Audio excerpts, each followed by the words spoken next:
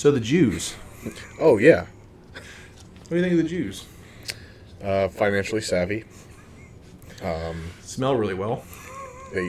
Impeccable ability to smell. Jesus was one. Mm-hmm. Arguably the best one. I would think so. Yeah. What about Netanyahu, number 2? I don't know that one. Benjamin Netanyahu? No. The Prime Minister of Israel for the last 20-some years? Nope. Man, you're really out of world events, aren't you? Yeah. Like, everyone hates the guy right now. Well, yeah, I know I've been out of it. You really are out of it. Yeah. If there's not bombs incoming. There's bombs. There's tons of bombs. Here? No, but like we've been in almost 2 altercations because of Israel in the last couple months. Well, we bombed a whole country because of them. I do recall that. Yeah, but no, I'll just stay away from it all. I'm very much in the dark. I'm one of those. If I could be Amish but have my technology and just disconnect from the rest of the world, other than video games, I would do that. I'm about as close to that as I can be without internet. Yeah, no, it's just not for me. It all just makes me anxious, angry. People bring it up and just want to talk and debate. The threat of possible future thermonuclear war makes you nervous? A little bit, I understand. A little bit. So yeah, I just, There was did you watch the Ted Cruz talk to Tucker Carlson? I caught a couple little clips of it. It's really good, and that kind of shows that like Tucker is starting to lean more centrist and not be so entrenched in GOP rhetoric and all that. And that subject came up, and it was actually kind of interesting to see him put in check because Tucker is a Christian, and then Ted Cruz is a proclaimed Christian. Right. And he asked him about his take on the whole Israel thing. Because whether you agree with it or not, they're doing a lot of things to like Palestinians, and whether you believe in, the right to Israel to have that territory or not. Yeah. There's a lot of egregious things going on over there. Right. And he's like, so why do you think Israel is so important, or why do you think are you so beholden to the Jews and da-da-da? And he got all bent out of shape. It's like, well, because it says so in the Bible, because of God's chosen people, the Jews. And he's like, okay, where does it say that?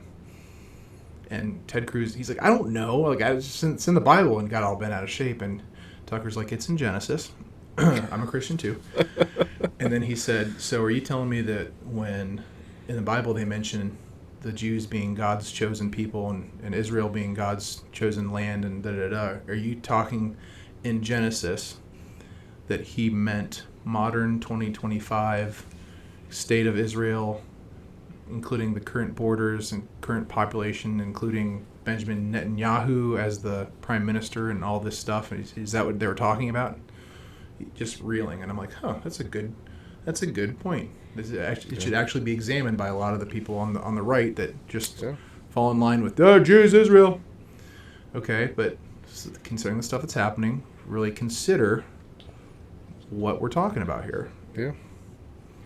Well, I think that argument comes up a lot too with anything biblical and modern day. It's like, was this really what we were talking about? Mm-hmm. And then also, side note, I use a daily moisturizer. That too. Face wash. I have an app that gives me a verse each day, and I read the verse, and it gives you a little devotional. It's 2 little paragraphs. John 11:35. Jesus wept. Yeah, but it'll read you the verse in one, from one version of the Bible, and then in the devotional, it'll also recap that verse in a different version of the Bible, and the texts are very different. Same general message typically, but the texts are so different, and I always wonder what do we still not know? What have we still gotten wrong? Mm-hmm. What one key word could we have possibly gotten wrong that just changes the entire outlook of a certain topic or subject or something like that? Absolutely, because we only have our transcribed words, and some of the words that we derived were from Aramaic and Greek that they didn't have words for what we have. So, yeah, I definitely feel like we got the general gist for a lot of this, but also there's been a lot of transliteration that's happened Yeah. from those two languages over the years that maybe we're missing like vital things that we don't have. Maybe we have the right words for it, but they're not captured in here. Yep. Kind of like I wonder that a lot. Yeah, the whole what did it go over in church back in the day? The behemoth, and the leviathan. Remember those? Yeah. Like, what were those? What were those things that are talked about in the Bible? Yeah. The behemoth and the tail like a cedar. And then you can see like in the footnotes of the Bible, it's like, well, we're probably talking about a hippo. So I'm like, so the tail swings like a cedar. I've seen a hippo's tail. Yeah. Yeah. Not quite a cedar. Yeah. Well, I mean, the concept of hell, which I think you had sent me something about this recently too. There's different words that mean different versions of hell. Yeah, 3 or 4 different. Like Sheol, Hades. I can't remember what they all were. Yeah, there were like 4, I believe. Yeah, and we've kind of, as a community, lumped all that together as one place. Hell. Is one place, yeah. But then, yeah, you go through and get the context, and a lot of times they sound like very different places with very different... This can lead to hell. And Yep. really what the term meant was the term for hell being a grave, or they're talking about this can lead to death. Yeah. And I really believe like a lot of the early, just like not eating pig, not eating certain unclean foods, the homosexuality thing, I'm like, can you imagine like an AIDS outbreak back then as compared to now? Like even in modern times there's a problem in Africa. Yeah. But like if there was an AIDS outbreak back then with no modern medicine, so, like saying that it's a bad idea. Yeah. That it could lead to death. I don't know how to adapt that to current, modern day teachings. I'm not here to judge. Yep. But That's hey, important. Abstain from this because there are bad things that can happen from this, health-wise, that can kill you. They didn't know that then. And so, same thing with like eating unclean animals that can give you trichinosis or something terrible and kill you. Like Yep. It's not because it was a frivolous, I don't want you to eat pigs. I just don't like those. The things that I made, I don't want you to eat those. But no, there's a very real health issues that came along with those things. So it's in the best interest to keep his people safe. Yeah, definitely. So you said you're not here to judge, and I think that's a pretty important element of all this. Is having your beliefs, having your faith, and as growing up Christian, and it was impressed upon us to share that faith with people, but to share it with them, not to force it on them. Right. Pry bar it into them. Yeah. Not to judge them. And from the same standpoint that we were imbued with it, and not where they're coming from, because they could have had a very different circumstance than we did. Yeah. So, yeah, I don't want to pry bar into it, but sometimes people show you an opening. Hey, I'm going through this crisis right now. I'm going through this, and you want to share something that might help them. Yeah. That would be the time. Yeah, absolutely. It's not you see someone getting a tattoo and you just want to scream at them and tell you that that's wrong, or you see somebody walking into an abortion clinic and then they're probably in their own turmoil, thinking why they're there in the first place, and then you're going to add mental guilt. Yeah. Biblical mental guilt that probably is the least of their concern right at that moment. You see 2 guys walking down the street holding hands, and you need to start reading Bible verses to them. Like, you just did worse. You just made it worse. Right. You just made our whole society look bad. Yep. And then alienated them and probably pushed them further away. Right. For two people that are doing something very innocent, like being together. Yeah. And that's very different, being more libertarian. I don't know, are you more libertarian-minded, or are you more... Same thing, like you have pride parades and stuff. Like, whatever you want to do, I'm not going to judge it. But also, if they act like the pride parades aren't very salacious in nature, Right. like dicks out and stuff swinging around, I'm like, that's not appropriate to bring kids to. No, you can say not. love is love and all that, but there's a very salacious element to the whole gay pride thing. So to act like the couple walking down the street just trying to be in a happy relationship is akin to dick swinging and nudity in a public square. It's not the same thing. And to act like it is stupid. It's not the same thing. But then at the same time, you shouldn't be the Christian you see a couple walking down the street and then you equivalent, I can't think of the word, you assign the same type of response as the people in the parade as you would with that couple. It's just not appropriate. No, it's just, you said it. We're not here to judge. It's not our position. Mm-mm. It's not. Mm-mm. If somebody, yeah, like you said, if they've got an opening and you think they may be receptive in a moment to listen to something, take that moment, share with them. Beyond that, you might very very well do damage. You might very well just make the situation worse, push them further away from any potential faith or belief that you'd be hoping that they might, otherwise find their way to. Even if you're well-meaning, Mm-hmm. and I think a lot of people are, but whatever they think their approach has to be aggressively evangelistic like that, it doesn't have to be. Like your crazy guy at the gym that, Yes. I don't think we used that. No. So you might have to cover that again. We'd done some gym fail stuff, and that was like our third episode, and then I didn't end up using it. Guy with the ponytail. Yeah. Friend and I were on the recumbent bikes, just probably 10, 15 minutes into the cardio workout, and guy meanders up. He's probably late 50s, gray ponytail, starts preaching to us, which we're like, yeah, we're both Christians. Da, da, da. Right. And he begins talking about, and I wish I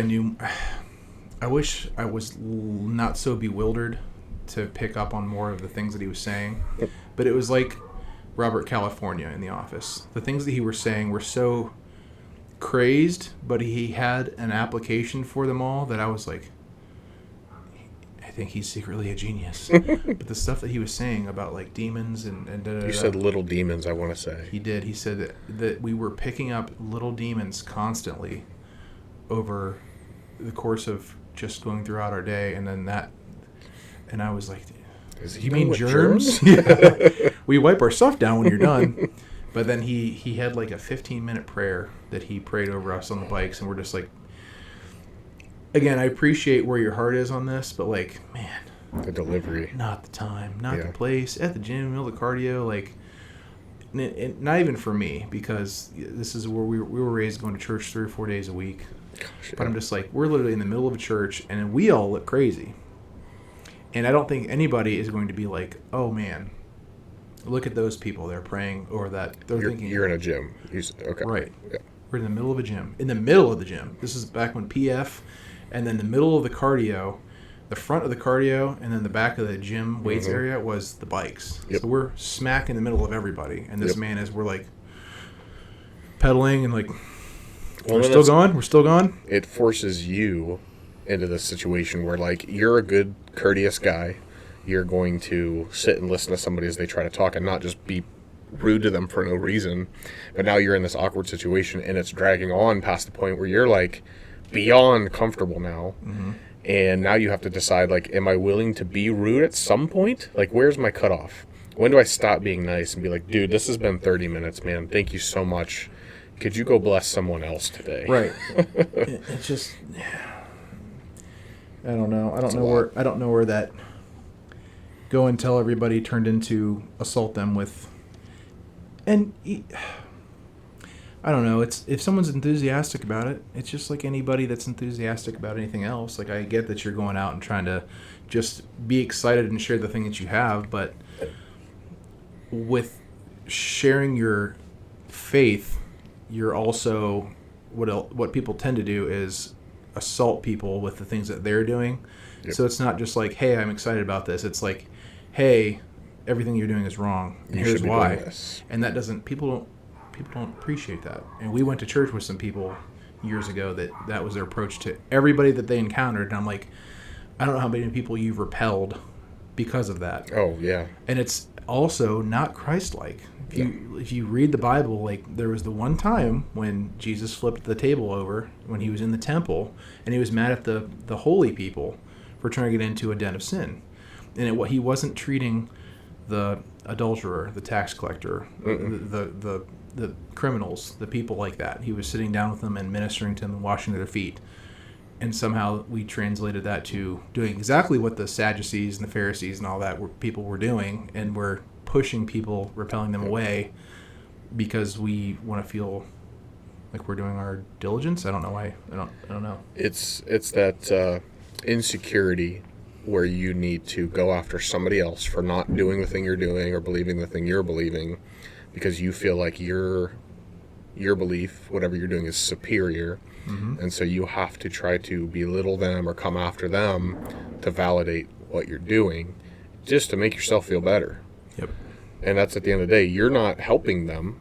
You're trying to make yourself feel righteous and trying to make yourself feel better. And yeah, you're just doing damage. You think you at did this point. something. You think you did something. Yeah. And you're not. You're not doing anything. You're counterproductive to what your end goal is because you wanted to feel like you did the thing that you felt like you were commanded to do. Yeah. But if you're watching the person and reading about the person that the whole thing is about, that's not how they approach things. His approach to things was love your neighbor. There is no greater commandment than this.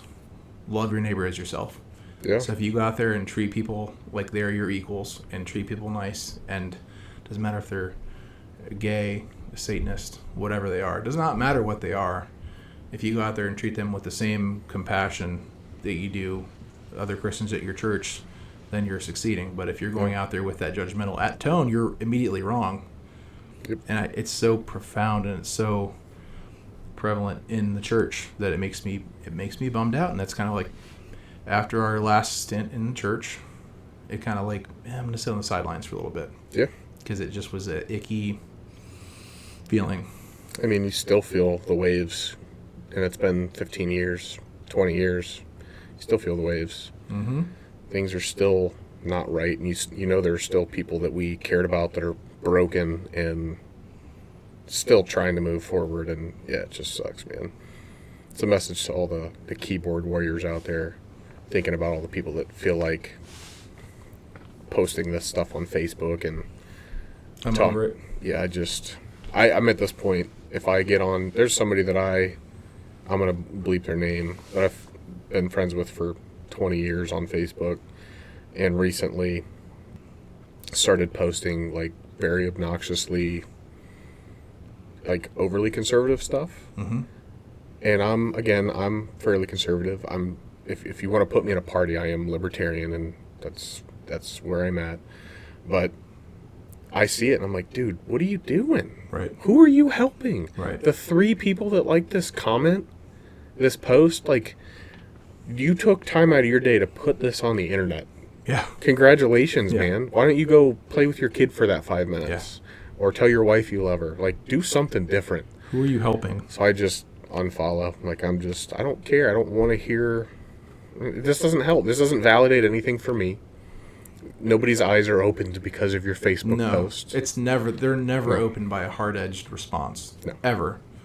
Maybe somebody tertiary to the argument, maybe, but most of the time, you end up, it's tribalism. You're going to entrench yourself in your views that much more. Always. So the point of arguing on the internet, unless you're having a polite debate and trying to understand, and I think the case in point, the biggest eye-opening event I ever had was, and it wasn't even a big event, but it was over the phrase like Black Pride, I think is what it was. And I was never against any of that, but I was just like, on principle, I was like, I don't see, and I tended at the time, it's probably 10, 15 years ago, tended to the logic of why is white pride seen as such a bad this, and why is black pride seen as such, or you guys are always talking about that, but then the contrary is such a bad thing. Yep. And someone just, in the most kind way, like matter-of-factly, like he was talking to grade school kids, was just like, well, so where are you from? And I was like, oh, our family's from Germany. Not Germany, about Yugoslavia, Hungarian, and Ireland and whatever. And he's like, okay, so that's where your heritage is from, right? I was like, yeah. And then they're like, well, so a lot of us black people, we don't know what our heritage is because we came over from Africa and we don't know where we came from. Yeah. And so we're second or third, fourth generation black Americans from here, and we don't know what our heritage is, so we're just black pride because that's all we know. Yeah. And I was like, oh my God. And it was just the polite explanation of that was just like, and I never would have probably gotten it if I was a hard-headed prick, which I can be. Or if that person was a dick. If dick. that person was lecturing me. But they were just very politely telling me an anecdote that was like, And it made it all just different, you know? And have more of that, have less hard edge, stop lecturing. It's the internet. Stop taking the internet so serious. Or just stay off of it. Or just stay off of it. If you think your purpose is to get on the internet to rant about something, no. It's not. It's I promise you absolutely it's not. No. Yeah. The longer I've been on there, like, you know, many times as I was viral back in the day, and I was constantly embroiled in stuff that was going on, and now it's so much easier when it's quiet and you just pick your battles, and everyone's got an opinion, and people's opinions online still won't match who they are in person. Never. And that's what I would strive to do now, is whoever I am here is who I am out there. And I don't want to be two sides to the coin. Oh, well, we hear you talk and act this way on the internet, but then we see you in person. I don't want to be that guy. I don't want to be the guy that posts about one thing. I don't want to be the guy that posts about politics one way and then I act a completely different way. Yeah. I don't want to do that stuff anymore. Well, and then you want the confidence level to match, too. Because there's an awful lot of very confident people with keyboards that would never speak that way. Correct. In a public setting. And a lot of white liberal women and white liberal men who are not as sanctimonious as they would appear on the internet, and actually probably have more racist undertones than they act like conservatives have. So, yeah, I have someone who I've respected for a long time and was a friend at one time who started posting daily almost about Trump and just ranting. I'm like, this is an easy call for me. I don't need to. I get on Facebook because I want to see people's pictures of their families and kids and stuff. Like, what'd you do this summer? I just want to go spend 5 minutes doing that, and I have to look at you ranting about Donald Trump. You think I don't know? You think I don't know how pissed off people are at him? Everybody knows. Everybody is. I know. Post a picture of your kid and shut up or move on. And that's just how I feel about it. I'm like, I want to see your families and friends. That's why I end up on Instagram instead of... Or be matter-of-fact about it. Like, if you're upset about something that's been done, post factual things that bother you about it. That could be educational. You know what I mean? Like, if you're mad at him, fine. So, what are you mad at? And then articulate that instead of just railing.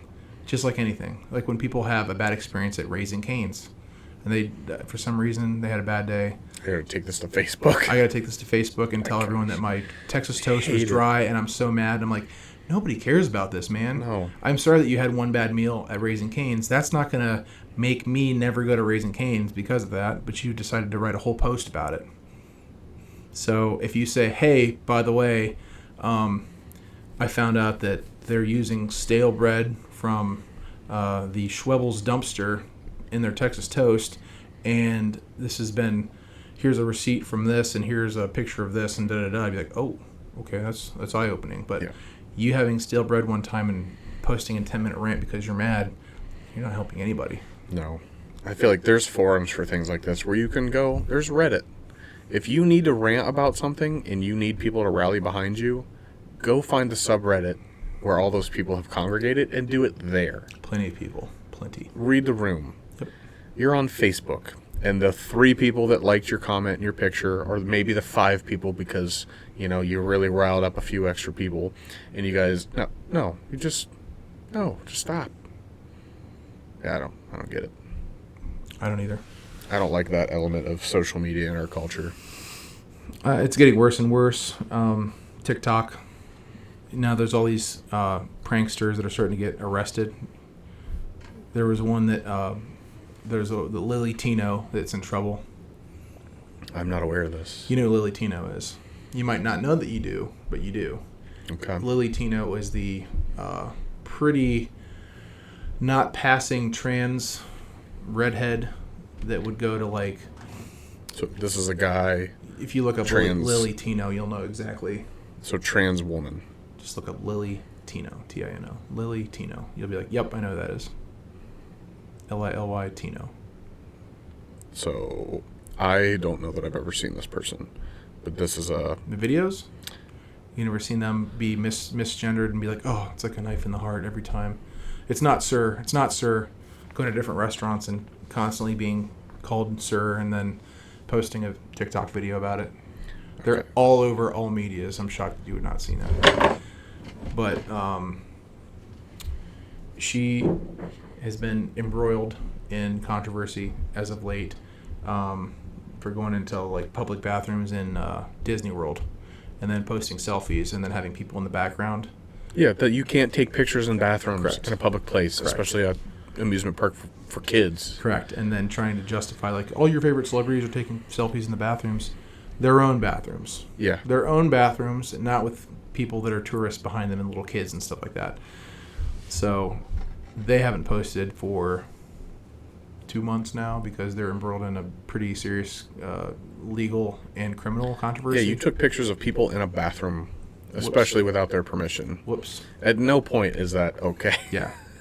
So whoops there, and then there was one that was going around, and this is one that I struggle with this one because yes, it's a prank. Yes, they're annoying. Yes, I'd probably side with the people that are mad about it, but they were pretending to be like Pep Boys employees, and they had them and their team like going to different places and pretending to like work there, and then they would prank the patrons of the place. And the cops, I don't know if they arrested them or if they're still pending charges or whatever, but they're talking about like fraud and identity So they'd wear theft. Pep Boys uniforms Yeah. and go to Pep Boys. Yeah. Okay. Okay. And I don't know if they just told people like bogus stuff about their cars, but I remember Pep Boys was definitely one of them, and this person is like facing like 10 years in jail over it. For like, it was like, and it was like they were trying to falsify the way that they had the charges written. It was like they were impersonating a police officer. I'm like, they're a Pep Boys employee. Like, that's not the same thing as like pulling someone over because you're a cop and getting them to do because you have an authoritarian. But it's a Pep Boys employee. Yeah. Like, So wearing a Pep Boys uniform and like out in public and not being a Pep Boys employee, you could make the argument that it's a costume. mm-hmm. So they wore a costume into a public, open establishment. So far, I'm not seeing any actual crime. Right. But yes, if they start impersonating Cops, employees, government employees, police, just any kind of an official that could cause somebody to have to think that you're answering to an authority, there's a problem. But like the Pep Boys thing, I was like, if they're like ringing people out and like getting behind the then you start getting into like trespassing or right. And but private establishment at that point, kick them out, ban them, whatever you want to do. And 10 years for yeah, they'd have to have done something pretty messed up. that's what I don't know the specifics of it, but reading the articles, that's what the highlights were. And I was like, maybe like if they try to like take money Yeah. under false Or yeah, like send product out of the store that's not being paid for or Correct. something like that. but that didn't seem like to be like what the charges were. It seemed like they were impersonating people. And I'm like, yeah, but we impersonate people every year in October, so Yeah. it's really not that serious. If it's Including Pep police Boys. officers. Including police officers. We encourage our kids to do that. Correct. But the whole Pep Boys thing, I'm like, that one got me. You tried to change my oil. Like, come on. As long as you didn't try to check your oil. Good to go. Topped off. So this had come up this week. There's a, do you know who Jeff Nippert is? Yeah. So 5 years ago when Coop started taking an interest in health and exercise, I pointed to him, was like, follow him because he's very informational. He's natural. I believe him.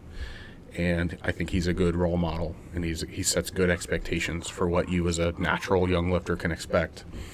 And so he has built, a network of other natural lifters, and he had a guy on, did some videos with him. His name was Hussein. Hussein was in pretty good shape, not wouldn't blow you away or anything. And he's been touting himself as natural. And then he did a video with Greg Doucette, or Greg Doucette, however you say that, coming out as a liar and that he is on stuff. He is on gear. And then not only that, but I guess he downplayed what he was actually on. So he did come out and say that he was on stuff, but then wasn't totally honest about what he was on either. And so there's been this world, like, kind of earth-shattering for my son, who, again, saw another guy who was, like, had a physique that was naturally attainable, and then realized this guy's just full of crap. He's been lying. He's been rocking 16-month-long cycles and pumping gear just to get, like, noticeably, like, he looks like he works out.